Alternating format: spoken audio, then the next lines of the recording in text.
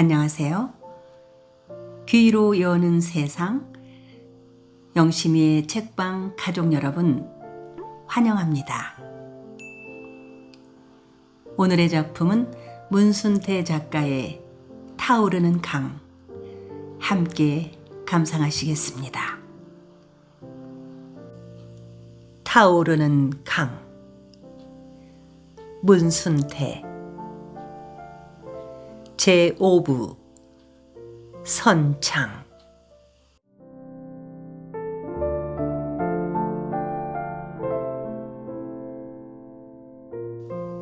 무한반도의 끄트머리에 노령의 마지막 지맥이 바위로 옹골차게 뭉뚱그려진 700척 남짓 높이의 이 산에 오르면 서쪽으로는 장좌도와 눌도 너머의 서해 바다가 트이고 남으로는 해남, 영암반도가 두 팔을 벌려 고화도를 감싸는 듯하며 아침해가 떠오르는 동쪽으로는 사막도가 바닷물을 박차고 창공으로 날아오르는 학의 모습으로 떠 있다.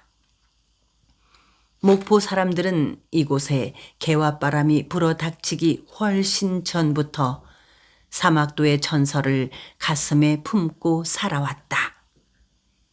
옛날 유달산에서 한 청년이 무예를 닦고 있었다.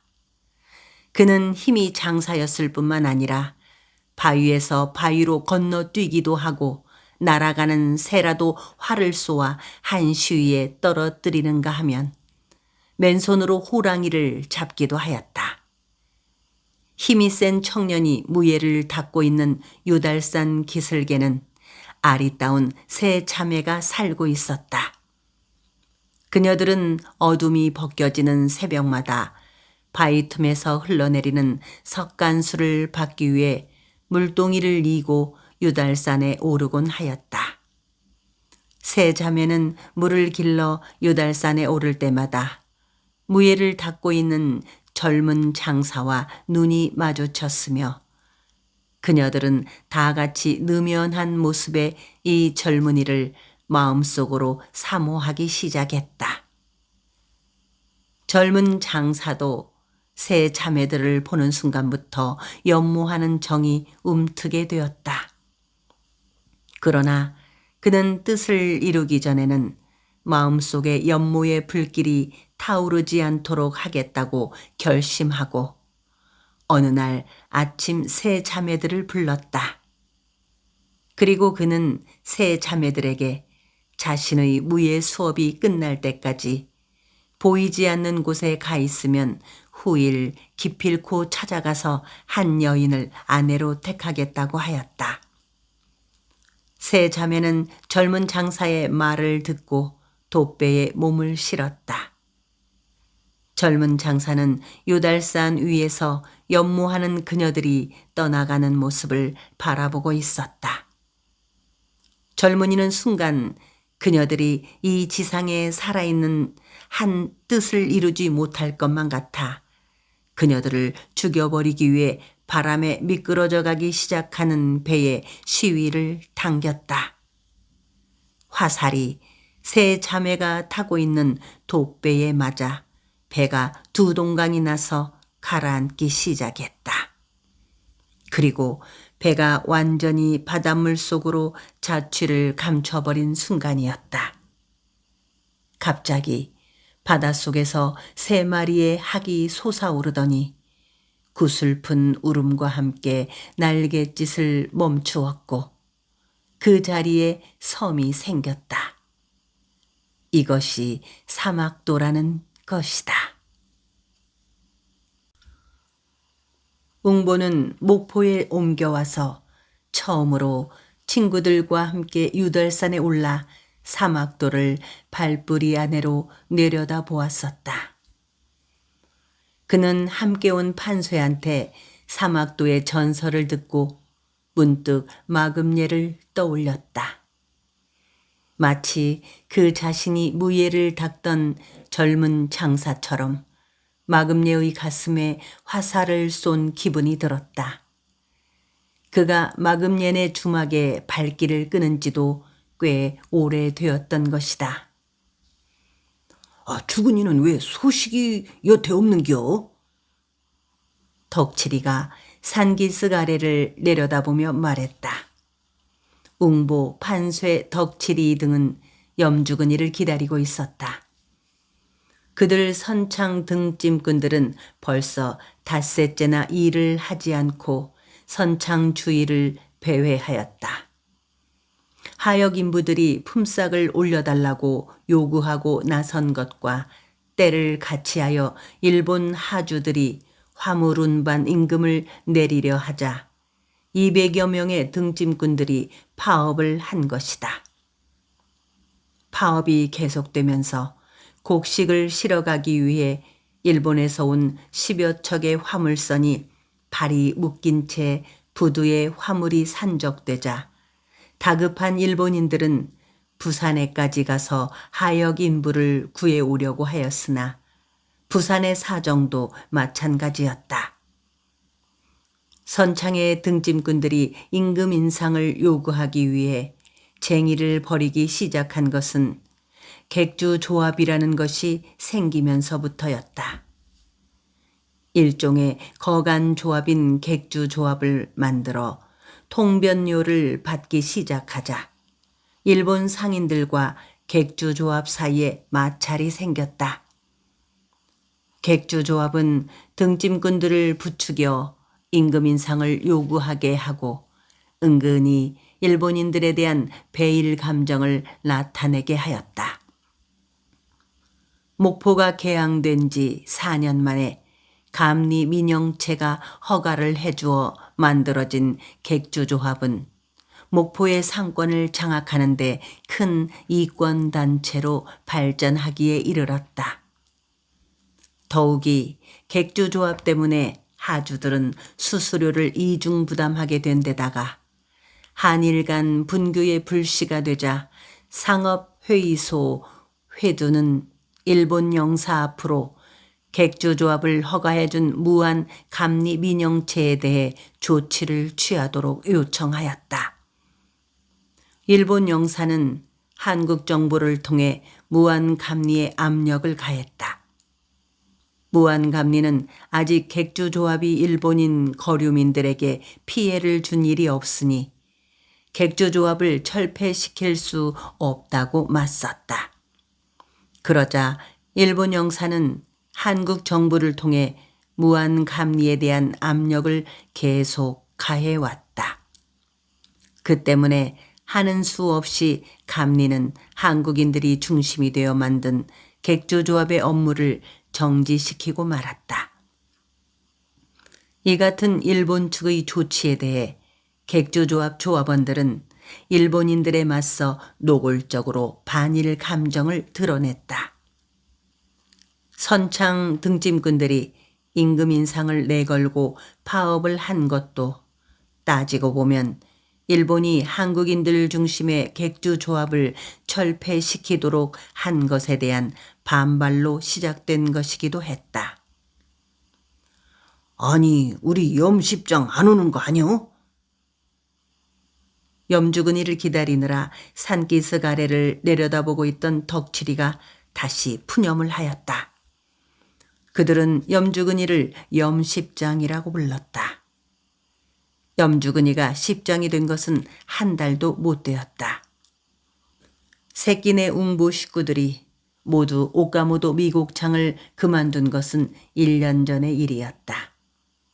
언젠가 영산포에 있는 오카모도의 싸전 일을 맡고 있는 손칠만이가 목포에 와서 새끼네로 돌아가서 오카모도의 소작인이 되라는 것을 일본 사람의 소작인이 되기 싫다고 한 것에 대한 보복으로 결국 미국창 등짐꾼 일자리에서 쫓겨나고 말았던 것이다. 그들이 선창의 등짐꾼이 된 것은 염주근이 덕분이었다. 염주근이 요달산에서 나무를 해서 일본 조개 사람들에게 팔아서 목구멍을 지탱하며 살던 때 일본인 상점에서 점원으로 일하고 있던 부산 출신 노름꾼 정병욱이 객주 조합장이 되자 그 그 연줄로 염주근이를 비롯하여 그의 친구들이 모두 선창 하역부로 들어갈 수 있었던 것이다. 그리고 염주근은 정병욱의 입김으로 무한 감리도 부럽지 않다는 하역 인부들의 십장이 되었다. 목포에는 선창 하역 인부들을 통솔하기 위해 15명의 십장이 있었다. 이들 십장은 무한 감리의 인가를 받아 감자 감찰이라는 증명을 가지고 있으면서 인부들을 통솔하는 한편 일본인들을 상대로 하역 인부들의 임금 조정까지 하여 일본인들에게는 눈안의 가시 같은 존재였다. 이때 친일파의 한 사람인 홍종견 경무관이 새로 10명의 십장을 임명하여 무한 감리의 허가를 받아 감자 감찰증을 소지한 15명의 기존 십장을 무시하기에 이르렀다. 거류지 경찰서로부터 영자 감찰증을 발급받은 이들 10명의 새 십장들은 친일파 홍 경무관의 지시대로 일본 상인들의 앞잡이 노릇을 하였다. 거류지 경찰서 일본 순사들이 부두에까지 들어와 이들을 보호해 주었다. 이렇게 되자 무한 감리로부터 감자 감찰증을 허가받은 15명 십장들은 조선인 인부들의 편에 서서 반일 감정을 부추겼고 거류지 경찰서로부터 영자 감찰증을 발급받은 10명의 십장들은 조선인이면서 일본 상인들의 앞잡이 노릇을 하였다. 이들 신구 십장들은 걸핏하면 맞서서 으르렁거리기 일쑤였다. 객주 조합장 정병욱의 입김으로 십장이 된 염주근은 물론 감자 감찰증을 가진 반일파로 이번 하역 인부들의 임금 인상을 내건 파업을 주동한 사람 중에 하나다. 염 십장이 늦는 걸 보니까 일이 잘 안 풀리는 모양이야. 물러서서는 안 되지. 열흘이고 한 달이고 이대로 버티는 게 상수요. 그 아까운 곡식이 단 며칠 동안이라도 일본으로 실려가지 못해 선창에 가득 쌓이니까 일은 뭐래도 기분이 좋구먼 그랴. 내 기분 같아서는 등짐꾼 노릇 그만둬도 좋으니까 외놈들이 우리 곡식 싹싹 긁어가는 것 좀 안 봤으면 쓰겄어. 나도 그리요. 곡식을 하루라도 덜 실어가면은 애잔한 우리 동포들 한 사람이라도 덜 굶어 죽을 것이 아닌가. 그러니까 우리 등짐꾼들이 한 덩어리로 똘똘 뭉쳐가지고 자꾸 임금을 올려주라고 때를 씀시롱 이렇게 버텨야 한단께. 그런데 그 쓸개도 없는 영자 감찰증을 갖고 있는 나토깨비 같은 놈들 땜시 새끼네 웅부 식구들은 염주근이를 기다리면서 말을 주고받았다. 그들은 일을 쉬고 있는 것이 조금도 불안하지 않았다. 그리고 한두 사람의 힘으로는 감히 임금을 올려달라는 말을 꺼내지도 못할 터인데 여럿이서 힘을 모으면 조금도 겁이 나지 않는다는 것을 알게 되었다. 그들은 그렇게 하여 여러 차례 그들의 요구를 관철시켰기 때문에 아무리 약하고 보잘것없는 등짐꾼들이라 할지라도 한 덩어리로 뭉치면 이루어지지 않을 일이 없다는 것을 알게 되었다.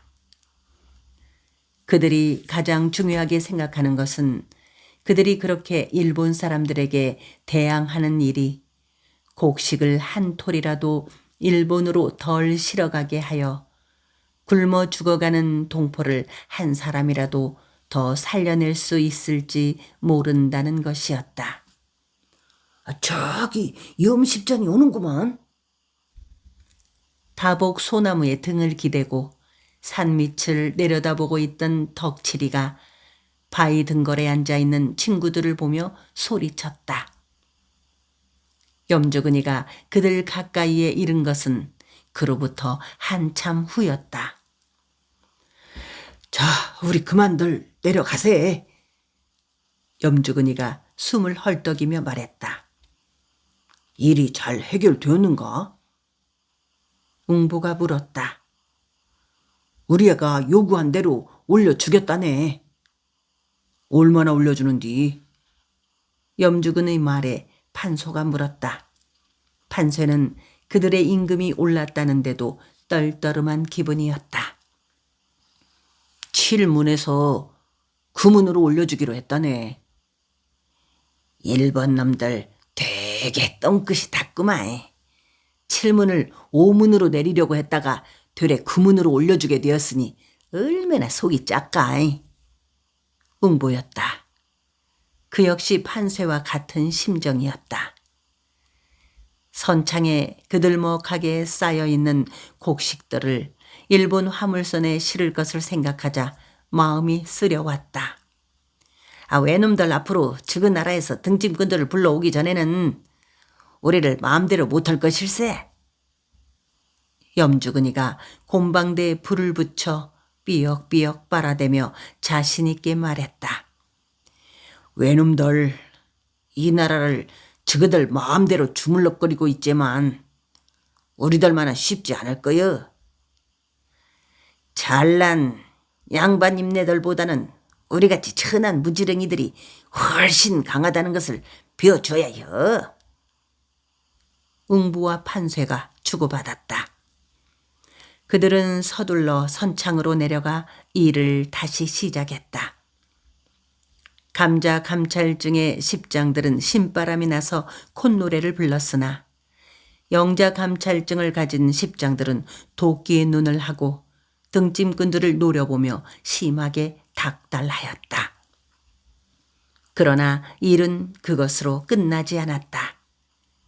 감자 감찰증을 소지한 15명의 십장이 주동이 되어 임금 인상을 내걸고 파업을 종용했다는 이유로 민영채 무한 감리가 파면을 당한 것이었다.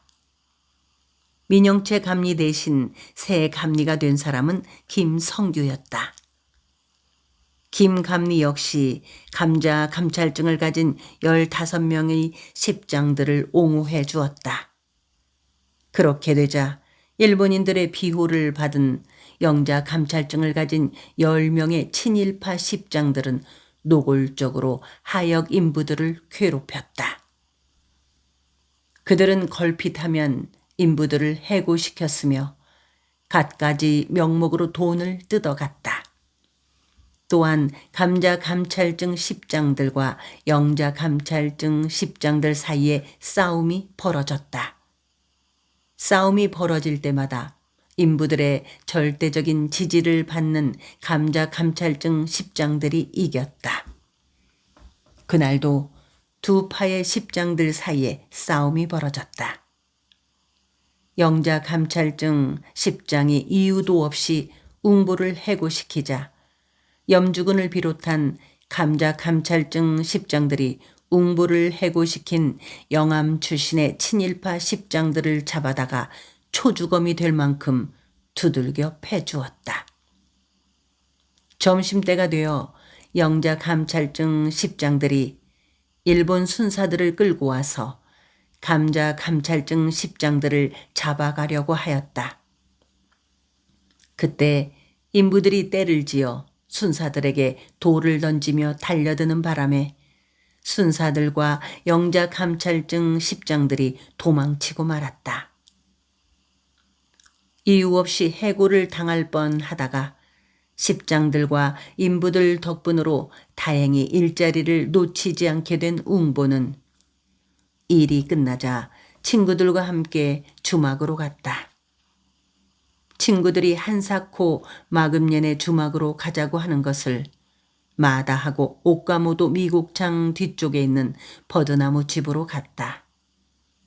그런데 그들이 막 미곡창 모퉁이를 돌아섰을 때 그들의 앞을 막아서는 사람들이 있었다. 칼을 찬 야쿠자들이었다. 그들은 6명이나 되었다. 4명의 웅부 친구들로서는 당해낼 수가 없다 싶었다. 누가 염십장이냐? 코미 수염을 8팔자 모양으로 기른 야쿠자가 거만스럽게 팔짱을 끼고 그들을 노려보며 퉁겨댔다.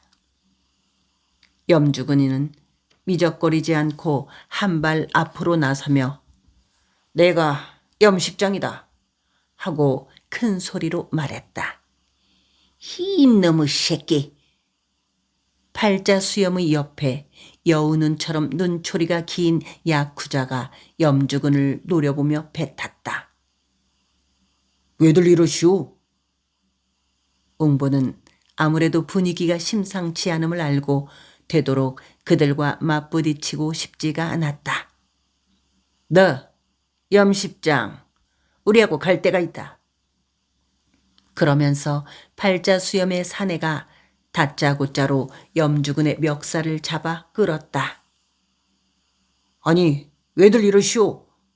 무슨 짓들이오? 염주근이 팔자 수염에게 끌려가지 않으려고 안간 힘을 쓰고 버티면서 항변을 하고 웅부와 판쇠, 덕칠이도 다른 야쿠자들을 노려보며 한바탕 맞붙을 기세로 으르렁거렸다. 그때 여우눈의 염장한 야쿠자가 칼을 뽑아들고 험한 눈으로 그들을 노려보았다. 그 사이에 팔자 수염이 염주근이를 끌고 미곡창 옆 큰 길 쪽으로 사라졌다. 웅보와 그 친구들은 여우눈과 키가 깡동한 2명의 야쿠자가 칼을 뽑아들고 당장 그들을 베기라도 할 것처럼 무섭게 노려보는 바람에 다른 야쿠자들에게 끌려가는 염주근이를 구할 수가 없었다. 이놈의 새끼들, 우리를 따라오기만 하면 이 칼로 목을 잘라버릴 게다. 여우눈의 야쿠자가 빠른 일본말로 으름장을 놓으며 천천히 뒷걸음질을 쳤다. 도대체 무슨 일이시오? 그리고 우리 염십장을 어디로 끌고 가는 게요? 웅보가 큰 소리로 다급하게 물어보았으나 여우눈의 야쿠자는 칼을 뽑아든 채 미곡창 옆길로 서서히 모습을 감추었다. 따라가세. 염십장이 끌려가는 것을 보고만 있을 수는 없지 않는가? 판쇠가 말하며 여우눈이 사라진 미곡창 옆길 쪽으로 뛰어갔다. 웅보와 덕칠이도 판쇠 뒤를 따랐다. 그러나 그들이 미곡창 옆길 어물전머리에 이르러 사방을 둘러보았으나 야쿠자들의 모습은 보이지 않았다. 그들은 한동안 어찌할 바를 모르고 어물전머리에서 우왕좌왕하고 있었다. 큰일이구만. 도대체 놈들이 염십장을 어디로 끌고 간 겐지 알 수가 없으니. 죽으나 사나 맞붙어 볼 건지 그랬어. 그들은 그러면서 한동안 미곡창 주변과 어물전머리, 선창거리의 주막들을 살펴보았으나 염주근의 행방은 알 길이 없었다. 염주근의 행방을 찾기 위해 선창 바닥을 모두 뒤지고 다니다가 지나친 그들은 종당에는 객주 조합으로 찾아가서 조합장 장병욱을 만나기로 하였다. 염주근을 뒤에서 봐주고 있는 그에게 이 사실을 알려야 할 것 같았기 때문이다. 그들이 객주 조합에 가보았으나 조합장 정병욱은 요릿집에 가고 없어 다시 요릿집을 찾아 나섰다. 당시 목포에는 3곳의 큰 요릿집이 있었다. 무안통의 승승관, 복산통의 일이삼정, 선창거리의 일양정이 목포의 이름난 요정들이다. 이들 3 요릿집에는 기생들과 작부들이 있었는데 주로 일본 사람들이 출입을 하였다. 그들은 먼저 무안통 암하여관 옆에 있는 승승관으로 가보았다. 승승관에는 비교적 일본 상인들 출입이 뜸한 편이라 한국인 거상들이 자주 이용하였다. 웅보와 친구들이 승승관에 들어섰을 때 안에서 일본 노래가 들렸다. 한국인 기생이 서투른 일본 말로 불러대는 노랫소리가 그들의 귀에는 비명처럼 슬프게 들렸다. 웅보 친구들이 찾고 있는 객주 조합장 정병욱은 마침 승승관에서 십장 두목 이명서와 술을 마시고 있었던 중이다. 이명서는 전 무안감리 민영채와 이종 사촌지간으로 목포 바닥에서는 정병욱과 함께 완력이 강한 40대 초반의 호남이었다. 본디 그는 정병욱처럼 부산, 원산, 제물포 등 개항지를 떠돌아다니던 노름꾼으로 목포가 개항되자 한미천 긁으려고 왔다가 빈 털터리가 되었다. 그는 선창거리를 어정거리며 애잔한 등짐꾼들 등이나 처먹고 논단이 패거리들의 기둥서방 노릇을 하며 지내다가 이종 동생이 되는 민영채 도움으로 감자 감찰증을 손에 넣은 지 2년 반에 십장 두목이 되었다. 말하자면 이명서와 정병욱은 개항지 목포에서 만난 노름꾼 친구였다. 이제는 노름판이라면 말만 들어도 고개를 휘젓는 정병욱이지만 그도 한때는 목포 바닥에서 알아주던 노름꾼이었다. 그는 부산이 개항했을 때 노름판에 뛰어들어 쏠쏠한 재미를 보아 한동안 흥청망청 지내다가 목포가 개항되었다는 소문을 듣고 달려와 종당에 노름돈을 몽땅 날리고 알거지가 되었다. 빈털터리가 된 그는 목줄 지탱하기 위해 어쩔 수 없이 모리다 상점에 뗄나무를 해주고 간신히 기식을 하게 되었다. 어느 날 요달산에 나무를 하러 올라간 정병욱은 목포 시가지가 호리병의 모양인 것을 발견하고 잘록한 호리병의 목 부분을 막아 바닷물이 들어오지 않도록만 한다면 넓은 갯벌 땅을 몽땅 얻을 수 있을 것이라고 생각했다. 그러나 그에게는 갯벌을 막을 만한 힘이 없었다. 그러던 어느 날 60고령의 모리다가 정병욱에게 요달산 안내를 해달라고 하여 함께 산에 올라가 호리병의 목에 해당하는 부분을 가리키며 저기를 딱 막을 수만 있다면 넓은 땅이 생기겠죠. 하고 넌지시 말을 꺼냈다. 그러자 모리다는 갈대가 우거진 호남정 개펄을 굽어보며 그렇구만. 저기에 제방만 쌓는다면 큰 부자가 되겠구나 하면서 무릎을 쳤다. 모리다는 그 길로 호남정 개펄 밭으로 내려와 현지답사를 한 후에 인부들을 사서 호리병 목에 해당되는 부분에 말뚝을 박았다. 그 후 모리다는 조선은행으로부터 자금을 받아 대림 토목공사에 둑을 막는 일을 맡겼다. 결국 모리다는 10만 평의 간석지를 일구어 조선은행, 대림 토목과 더불어 3등분하여 차지하였다. 정병욱에게도 적으나마 이익이 있었다. 모리다는 그를 점원에서 일약 모리다 잡화점 동업자로 우대를 해준 것이었다. 정병욱은 매월 모리다 잡화점의 이익금을 배당받게 되었다. 그는 이익금을 축내지 않고 차곡차곡 모았다. 그에게는 꿈이 있었다. 돈을 모아서 연동 일대와 요달산 후편 뒷계의 개펄을 막을 수만 있다면 넓은 땅을 얻을 수 있다고 생각하고 마음속으로 그 일을 계획했다. 그는 연동 일대와 뒷계 일대의 모리다처럼 표가 나게 말뚝을 박아 놓는 것이 아니라 석공을 불러 돌에 정병욱 소유라고 새기게 하여 그것을 아무도 몰래 갯벌 속에 파묻어 두었다. 그가 목포의 여기저기에 묻어놓은 돌만도 수백 개가 되었다. 정병욱은 모리다 상점으로부터 자산의 반에 해당되는 돈을 받고 떨어져 나와 선창거리의 객주 조합으로 뛰어들었고 얼마 후에는 조합장이 되었다. 그는 지금 개펄을 막을 자본가를 찾고 있는 중이었다.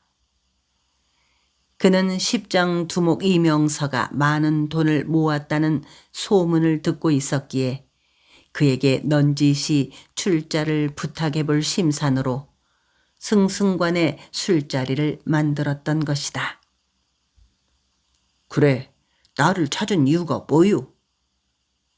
이명서와 대작을 하면서 분위기가 무르익기를 기다리고 있던 차에 찾는 사람이 있다는 통기를 받고 마루에 나온 정병욱이 눈을 내리깔고 웅보와 그의 친구들을 쓸어보며 물었다. 저희들은 선창 등짐꾼들입니다요. 승구스러운 일이나 조학장님께 급히 알려드려야 할 일이 있어서. 웅보가 친구들을 대표하여 마루 끝에 서서 마뜩 차는 눈빛으로 그들을 내려다보고 있는 정병욱을 향해 어두를 텄다. 당신네들이 하역부 인부라는 것은 알고 있으니까 내게 할 말이나 털어놔 보시오.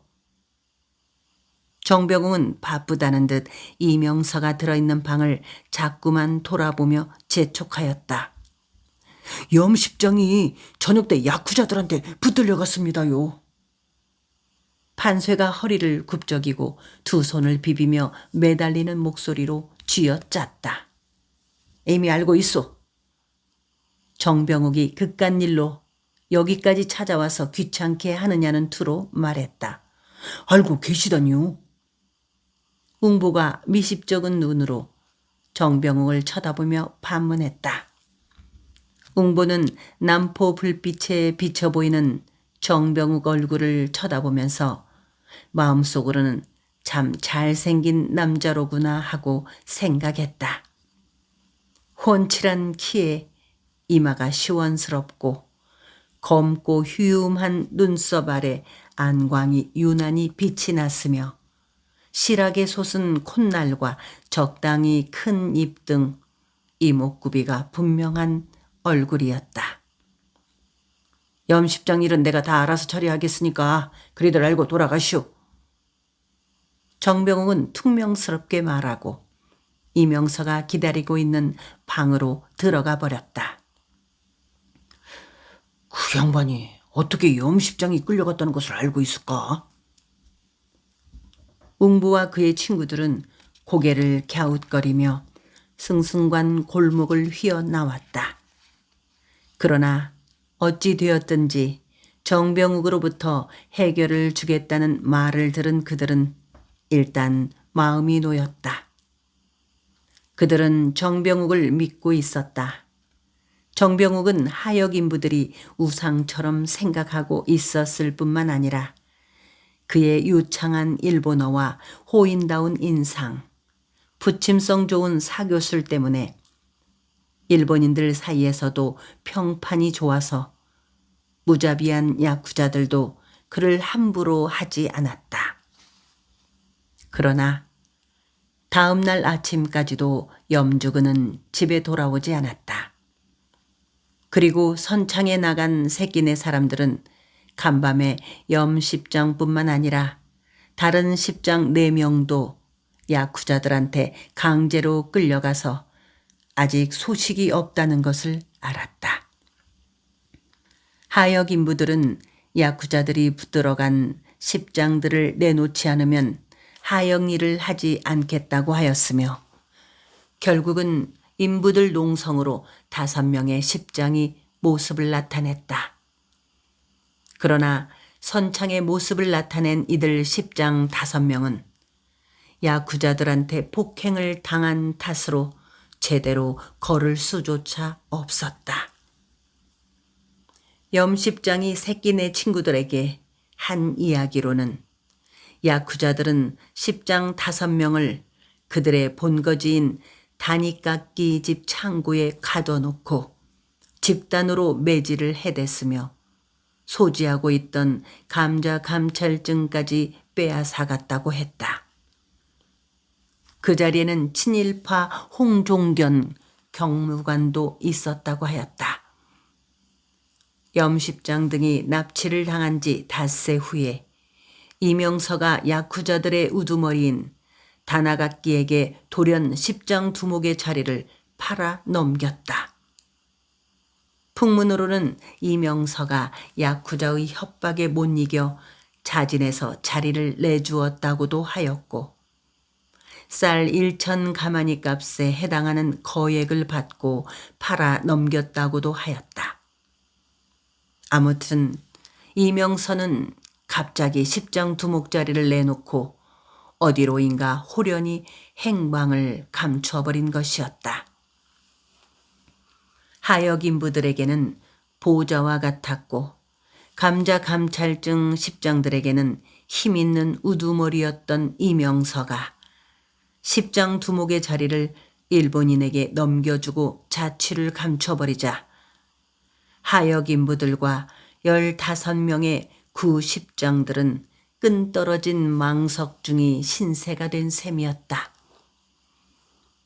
이 일이 있자 무안감리 김성규는 야쿠자들과 한패가 되어 감자 감찰증 십장 5명을 납치하여 감찰증을 빼앗고 매질을 했던 사건의 책임을 물어 친일파 경무관 홍종견을 파견시키고 이 일이 있자 무안감리 김성규는 야쿠자들과 한패가 되어 감자 감찰증 십장 5명을 납치하여 감찰증을 빼앗고 매질을 했던 사건의 책임을 물어 친일파 경무관 홍종견을 파면시키고 영자 감찰증을 회수하여 찢어버렸다. 그리고 10명의 십장을 각 동에서 한 사람씩 선출하도록 하였다. 그러나 이 일은 그렇게 간단하게 끝나지만은 않았다. 친일파 홍종견을 파면시킨 데다가 홍종견의 앞잡이 십장 10명으로부터 감찰증을 빼앗아 버리고 그들 대신 각 동에서 한 사람씩 십장을 뽑게 되자 야쿠자들이 김성규 감리에게 보복을 자행한 것이다. 야쿠자들은 그들 앞잡이인 한국인 인부들을 앞세워 김성규 감리의 집을 습격하고 집안 살림들을 박살내고야 말았다. 이 사건으로 한국 정부와 일본 영사관 사이에 심각한 마찰이 예상되었으나 결국 야쿠자들의 처벌 문제는 흐지부지 끝났다. 이렇게 되자 결국 대부분의 십장들은 자연히 새 십장 두목이 된 다니각기의 범하기에 잡혔고 인부들도 두 패로 갈라졌다. 이명서가 십장 두목을 할 때까지만 해도 10명의 영자 감찰증 십장들이 홍종견 경무관의 사주를 받아 걸핏하면 인부들을 해고시키고 매질을 해대는 가운데서도 대부분의 하역 인부들은 친일파 노릇을 하거나 그들의 앞잡이질을 하는 것에 대해 비난을 하면서 반일 감정을 지켜왔었다. 그러던 것이 십장 두목이 바뀌고 야쿠자들이 판을 치기 시작하면서부터는 인부들이 정면으로 반일 감정을 드러내는 것조차 두려워하였다. 이를 계기로 일본인들은 당초 임금을 올려주겠다는 약속을 지키지 않고 자꾸만 뒤로 미루고 있었다. 새 십장 두목 단이각기의 범하귀에 잡히지 않고 끝까지 자신들의 위치를 지키면서 배일 감정을 드러내는 십장이란 이제 염주군을 비롯한 너댓 사람에 불과했다. 그들은 단이각기로부터 여러 차례 협박을 당하고 있는 터라 언제 목이 잘리게 될지도 모를 일이었다. 염주군과 가까운 십장과 인부들이 선창의 버드나무집 주막 안방에 모였다. 십장이 5명이고 하역 인부는 6명이었다. 그들은 초저녁부터 자정이 가깝도록 머리를 맞대고 쑥덕거렸다. 하역 인부 대표로 웅부도 끼어 있었다. 그들은 다시 파업을 종용하기 위해 모인 것이었다. 이번 파업에 동조할 수 있는 인부가 몇 명이나 될까? 염주근이가 좌중을 둘러보며 물었다. 반수도 어려울 깹니다. 턱수염이 거칠거칠하고 코가 뭉뚱하게 생긴 해남이 고양이라는 또바우가 웅보의 눈치를 살피며 말했다. 또바우는 요즘막 웅보와 자주 어울리는 등짐꾼이었다. 또바우 역시 비자 출신으로 송량이 된 후에는 동학군에 참가하여 싸운 후 한동안 피해 다니다가 목포까지 흘러들어왔다고 하였다. 또바우는 자신이 동학군이었다는 것을 웅보에게만 조심스럽게 말해주었다. 이 사람 말이 맞을게요. 반수도 어려울 깹니다. 웅보가 또바우의 말을 거들어 주었다. 반수라면 겨우 100명? 염주군이와 함께 단이각기 집에 붙잡혀가서 야쿠자들로부터 문매를 맞았던 한평이 고향이라는 최십장이었다. 사장이 많이 달라졌습니다요. 자꾸만 친일파 쪽으로 붙는다니까요. 인부들 중에서 누구인가 푸념처럼 말하자. 그건 십장들도 마찬가지지요. 믿을 수 있는 십장들이란 여기 모인 5사람들 뿐이요. 하고 염주군이 탄식하였다. 언제부터 시작하는 것이 좋겠소? 최십장이 다른 십장들의 얼굴빛을 살피며 물었다. 곡식씨를 빼가 들어오는 날로 정합시다. 나이가 가장 많은 주십장이었다. 그렇다면 모레가 아니오? 그렇소. 배가 부두에 정박하는 그 순간부터 합시다. 염주근이가 묻고 최십장이 대답했다. 그번에 인상해주기로 한 약속을 꼭 지키도록 하면 되겠죠? 소선하역, 기선하역, 일괄로다가 일할씩만 요구합시다. 이번에는 최십장이 묻고 주십장이 대답했다. 인부들은 십장들 말을 듣고만 있었다. 각오를 단단히 해야 할 거유. 앞으로는 파업을 했다 하면 그 야쿠자 놈들이 가만히 있지 않을 것이오. 잠자코 있던 혓잘배기 김십장이 한마디 하였다. 김십장 말이 맞소. 모든 것이 정같지 않아요. 이번 일로 해서 우리 십장들은 그만둘 각오를 해야 할 것이오. 그러고 사전에 기밀이 새어나가지 않도록 조심들 하시오. 염십장과 최십장이 한마디씩 당부하였다. 그들은 이번 일에 되도록 많은 인부들이 참여할 수 있도록 하자는데 의견을 모으고 헤어졌다. 그들은 다음 날 밤에 버드나무 주막에서 다시 만나기로 약속을 하였다. 웅보와 염주근은 밤이 깊어서야 달빛을 밟으며 뒷계로 휘어도는 산자락길을 더듬었다. 밤이 깊었는지 뒤척이는 파도 소리가 어지럽게 귀를 핥아댔다. 한동안 그들은 말없이 파도 소리를 들으며 걸었다. 두 사람의 심정이 몸살나도록 뒤척이는 한밤의 파도처럼 심란했다.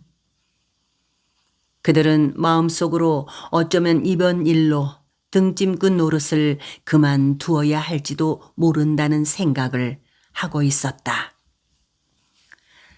나는 아마도 이번에 그만두게 될지도 모르겠네. 염주근이가 먼저 그 말을 꺼냈다. 그건 우리 등짐꾼들도 마찬가지여.